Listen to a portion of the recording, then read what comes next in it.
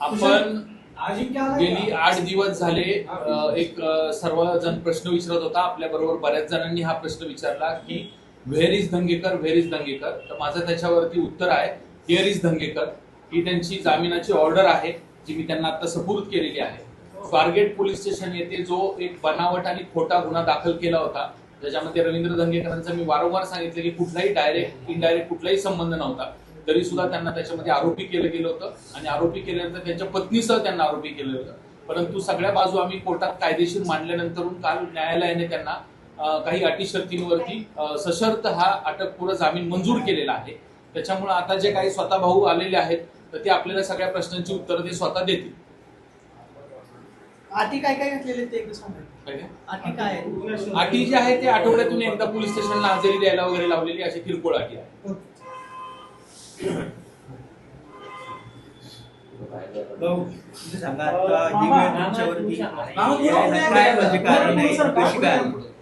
तुमच्यावर गुन्हा दाखल झाला होता, त्यानंतर तुम्हाला अटकपूर्व जामीन मिळालेला आहे.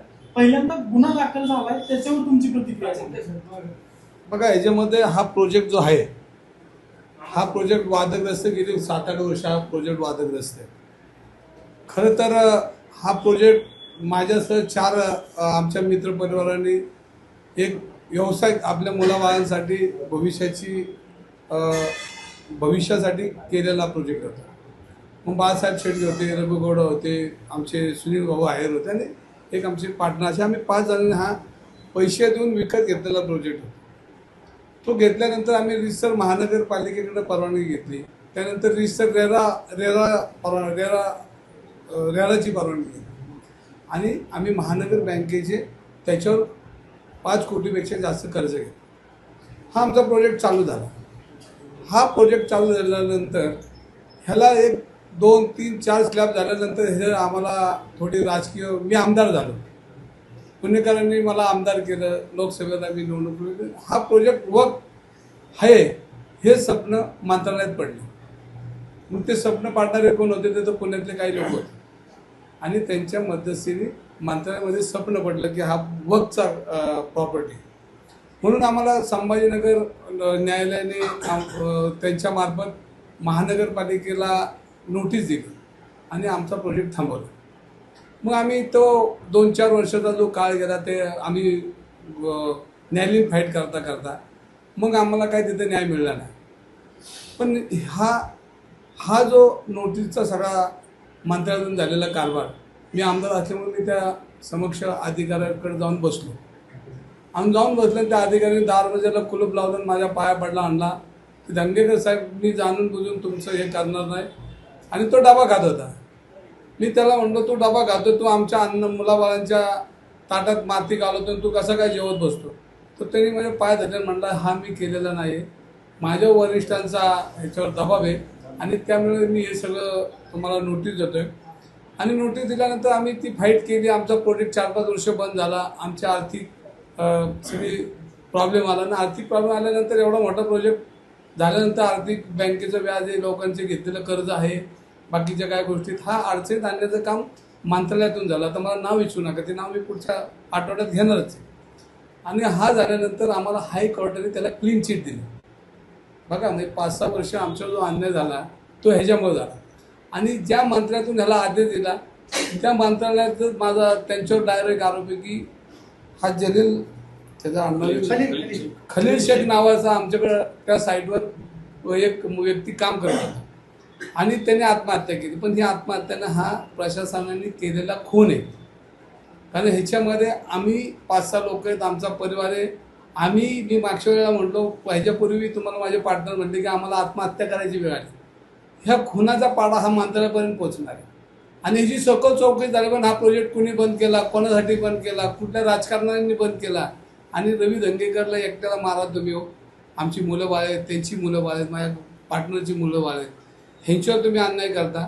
आणि हा खलील शेखचा जो आत्महत्येचा प्रकार हा 302चा गुन्हा आहे. आणि पोलीस अधिकाऱ्यांना कसं कळत नाही, सगळं कळतंय. आणि हे पोलीस अधिकारी ज्या पद्धतीनं सरकारचं ऐकतात, सरकारमधल्या राजकारणी लोकांचं ऐकतात आणि त्यांच्या ऐकण्याने हा जो हल्ला करत असेल तर ते चुकीचं आहे. शेवटी संविधान आहे, लोकशाही आहे आजचं उद्या आहे, आजचं मरण उद्या आहे, उद्याचं मरण परवा आहे. आणि ह्याच्यामध्ये ज्यांनी ज्यांनी चुकीचं काम केलं त्यांना भविष्यामध्ये सुटी धंगेकर आहे. तुम्ही आमच्या बायका पोरांच्या डोळ्यातलं पाणी आणलं तर आम्ही तुम्हाला सोडणार नाही, हे नक्की. हे तर दे आणि घे, हे तर होणारच. मग तुम्ही खलील शेख यांची आत्महत्या नसून खून आहे असं म्हणताय, नेमकं काय सांगायचं तुम्हाला? नाही, याच्यामध्ये तुम्हाला माहिती आहे की मागच्या लोकसभा असेल, विधानसभामध्ये असेल, तुमची काही लोक तिकडे गेली होती. माझी निवडणूक आली की तुम्हाला वक्फ जागा आवडती, वक्फ आवडतो किंवा वक्फची जागा आवडती.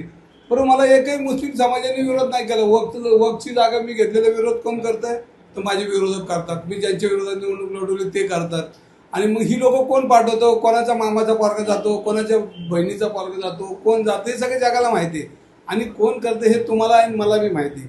मग ह्याच्यामध्ये जर तुम्हाला जर वक्फची जागा, मी मुस्लिम समाज कधीच वाईट बोलला नाही, पण वाईट कोणाला वाटतं की माझ्या विरोधकांना, माझ्या विरुद्ध निवडणूक लढवलेल्या लोकांना. म्हणजे सगळ्यात गंभीर गुन्हा आहे की पैसे देऊन तुम्ही लोक फिरताय आणि आमच्या मुलं बाळ रस्त्यावर येतील यासाठी तुम्ही काम करा. राजकारण असं नसतं.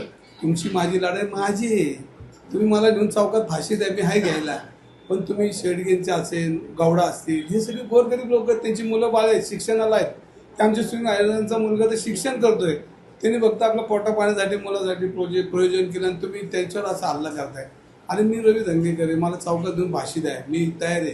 पण तुम्ही असा अन्याय करू नका, राजकारण इतकं सरळ घेऊ नका. आज आपण देशात पाहिलंय की आता लोक रस्त्यावर आहेत. काही दिवसांनी आमचे असेल तुम्हाला बी धोपटणार आहे जनता, कारण जनतेला कळलं की आम्ही लोक नीट वागत नाहीत. आणि याच्यामध्ये जो खलील जो आहे त्याला मी पाहिला बी नाही बिचाराला. आणि त्याचं त्या दुर्दैव आहे, त्याच्या कुटुंबाला ज्या वेदना आहेत त्या वेदना मला आहेत, कारण शेवटी माणूस आहे. आणि हा राजकारणाचा देश असला तर आतमध्ये माझा माणूस जिवंत आहे. आणि ह्याच्यामध्ये जे आम्हाला त्रास झाला त्याच्याबद्दल मी स्वतः सक्षम आहे. मी माझी फाईट देणार आहे. माझा आवाज कोण दाबू शकणार नाही. मी पुणेकर आहे आणि आम्ही 4-5 लोक पुणेकर म्हणून आम्ही रस्त्यावर आले. आणि हा डाव जुनाच होता की बोटची जागा काढायची, आमच्या बायकांना अटक करायची, जेलला न्यायची, हे जुनाच चाललेलं आहे. मधल्या काळात 2 दिवसात तर मी ऐकत होतो दंगेकरला आता मोका लागणार आहे. मोका चौका काय असेल ते लागू द्या, पण माझ्यावर तुम्ही करा, माझ्या मुलाबाळांवर, माझ्या मित्रांच्या मुलाबाळांवर जाऊ नका. हे राजकारण करू नका. आणि जर राजकारण करता तर समोर यांनी आहे ना.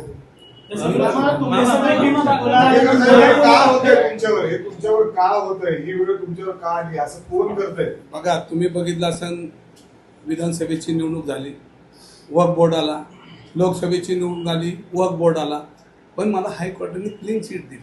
म्हणजे हे कोण करत होते तुम्हाला माझ्यापेक्षा जास्त माहिती आहे. तुम्ही म्हणजे तुम्ही नाही वैयक्तिक जे प्रेस तिथं जाऊन येत होती, ते समोर बोलत होते, जे तुमच्याशी डायलॉग करत होते, ह्या लोकांना खात्रीने विचारा की तुम्ही जे एखादा प्रोजेक्ट, आणि राजकारणामध्ये बायका पारवर येत नाहीत.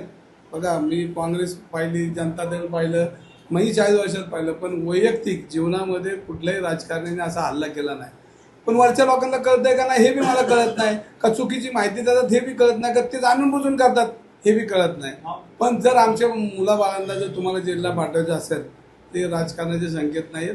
आम्ही रस्त्यावर आहे आणि आम्ही ज्या दिवशी राजकारणाला त्या दिवशी ठरवलंय. तेव्हा तुमच्याच माहितीतील मित्र पक्षातील लोकांनी तुमच्यावर टीका केली की तुम्ही शहर सोडून पळून गेलाय. तुम्ही नेमकं कुठं पळून गेला होता? नाही ना, आता मी पळून मी काय निलेश घायवाल सारखं काय देश सोडून पळालो का? पुण्यातच होतो आणि पुण्यात असलं तरी मी काय पळून जाणार नाहीये.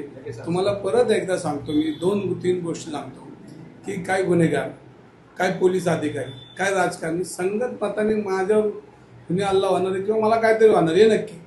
आणि त्याची तयारी मी पूर्वी बोललो, आजही बोललो. काय पोलीस अधिकारी, काय राजकारणी आणि काय गुन्हेगार आणि काय बिल्डर लॉबी आणि काय लोक हे ड्रग्सचा व्यवसाय करणार, ड्रग्सचा व्यवसाय करणार, ही सगळी एकत्र आलेली लॉबी. आणि ही लॉबी मला घात करणार हे नक्की. मला आज ना उद्या याच्यासमोर जावं लागणार आहे. मला एक तर गोळी बसणार आहे, नाही तर एक तर जेल तरी जावं लागणार आहे, नाही तर खोट्या नाटाच्या काय तक्रारी घेऊन काय पोलीस लोकांना अधिकाऱ्यांना हाताशी धरून माझ्यावर गुन्हे व्यवस्थित दाखल होणार, ह्याची तयारी आहे माझी.